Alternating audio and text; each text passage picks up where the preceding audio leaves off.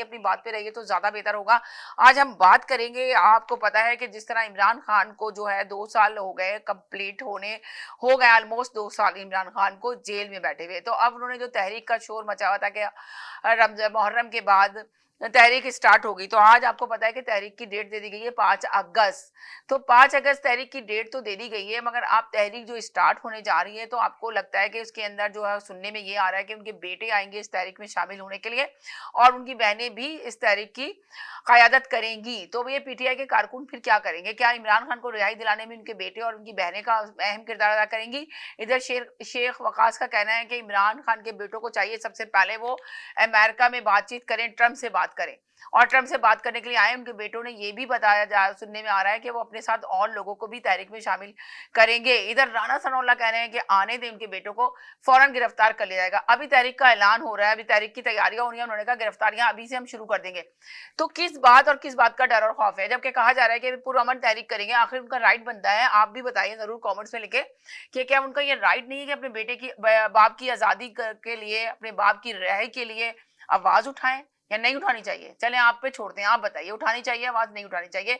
उनकी अपनी औलाद है तो क्या उनका राइट नहीं है कि वो अपने बाप की उसमें शामिल हो जाएं, आके एहतजाज की जो तहरीक शुरू करने जा रहे हैं तो शामिल होना चाहिए, नहीं होना चाहिए? आप ही पे छोड़ते हैं, आप ही लोग बताइएगा कि होना चाहिए, नहीं होना चाहिए, या फिर उनको अपने बैठ के लंदन में बैठ के अपने बस तमाशा देखना चाहिए? उनके वालिद साहब को 2 साल हो गए जेल में बंद है, तो अभी भी मस्जिद बंद ही रहे, वो उनका कोई ना केस लड़ा जा रहा, ना मुकदमा दर्ज हो रहा, कुछ भी नहीं हो रहा। और ये जो हुकूमत जो आई थी नारा लगा के, इनकी महंगाई, इनके दौरे हुकूमत के दौरान बड़ी बड़ी बातें की थी शहबाज शरीफ ने, बड़े बड़े दावे किए थे। बिलावल ने भी कहा था कि कर्जे लेके मुल्क चलाए नहीं जाते, ऐसे मुल्क चलते नहीं है, मैशियत तरक्की नहीं होती। नालत है जो ऐसे इतने ज्यादा बिल आ रहे हैं, जो गरीब आवाम से रोटी छीन ली है इस हुकूमत ने। इस हुकूमत को तो 2 दिन भी नहीं रहना चाहिए। ये तो समझे मांगे तागे की हुकूमत है, इसको तो लाया गया है, ये खुद से नहीं आई है, इसको बिठाया गया है, इसको मुसल्लत कर दिया गया है। वही डायलॉग, वही वीडियो थी। मैं भी अगर चला सकती अपने चैनल पे तो जरूर आपको चला के दिखाती। सुनिए उनकी वीडियो, पुरानी वीडियो जो चल रही है, जिसके ये इन्होंने नारे लगाए थे कि आप देखेंगे कितनी क्या कहते हैं मैशियत तबाह बर्बाद हो गई नवाज शरीफ को उतारने के बाद। क्या हो गया मुल्क का? मुल्क तो कितने खसारे में जा रहा है, मुल्क की तो तबाही मच चुकी है, इतनी महंगाई हो गई है। आज अगर आप देखें तो कितनी महंगाई हुई हुई है, किस कदर महंगाई हुई हुई है। और आज अब वो कह रहे हैं कि जब मुल्क कर्जे में तुला हुआ है, कर्ज लेके मुल्क को चलाया जा रहा है, तो कहां से महंगाई कम की जाएगी? बिजली के बिल लोगों से नहीं दी जा रहे, मगर इधर हुकूमत बैठ के मीडिया को बताती है कि मैशियत बहुत बेहतरी की तरफ जा रही है, मैशियत तो बहुत अच्छी जा रही है।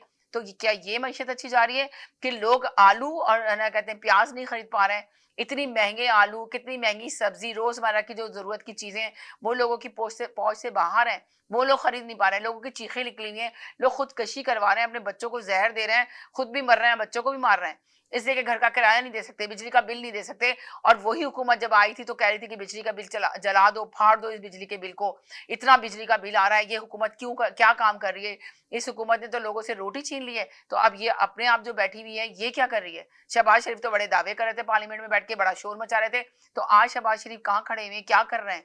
तो सोचने की बात है कि आखिर और अब कहाँ क्या जाता है, मीडिया में आके क्या बयान देते हैं कि जी कर्जा लेकर चलाया जा रहा है ये मुल्क में तो पैसा ही नहीं है, कर्जा लेकर चलाया जा रहा है, तो इसका बोझ कौन उठाएगा? वो बेचारी गरीब आवाम, उसके ऊपर बोझ डाल रहे हैं। और एक तरफ ये उस पर बोझ डाल रहे हैं, और राणा सनाउल्लाह साहब कह रहे हैं कि जी कोई बात नहीं, मुतमईन है। उन्होंने कहा कि अब आप ये देखें कि आप तहरीक तो उनका हक है, राइट हक है, कभी ऐसा ना हो कि आपने भी जेल काटी है, आपके ऊपर भी इल्जाम लगाया गया, आप भी जेल में गए थे, आपके लिए भी एहतजाज किया गया था, लोगों को एहतजाज करने की तो इजाजत देनी चाहिए। तो आप तो एहतजाज करने की इजाजत नहीं देते, आप तो पहले से कार्रवाई शुरू कर देते हैं, पहले से आप कंटेनर लगाना शुरू कर देते हैं। वो तहरीक का सिर्फ सोचते हैं, वो ऐलान करते हैं उनके कारकुन आके, आप इस तरह की बातें शुरू कर देते हैं। अब आप उनके बेटे आ रहे हैं तो आप कह रहे हैं कि आने दें, गिरफ्तार हो जाएंगे फौरन। तो अंदाजा लगाएंगे कि क्या इंसाफ है? क्या ये इंसाफ की बात कर रहे हैं ये हुकूमत जो बैठी हुई है, हुकूमत में बैठे हुए? तो क्या ये इंसाफ करेंगे अगर उनके बेटों को गिरफ्तार करते हैं, उनके बेटे आते हैं यहाँ पे मुल्क के अंदर अपने बाप के हक के लिए, तो उनको गिरफ्तार कर लिया जाए? आप बताइए, आप लोग लिखिए, आपके ऊपर छोड़ते हैं हम लोग। आप लोग कॉमेंट्स में जरूर लिखिए कि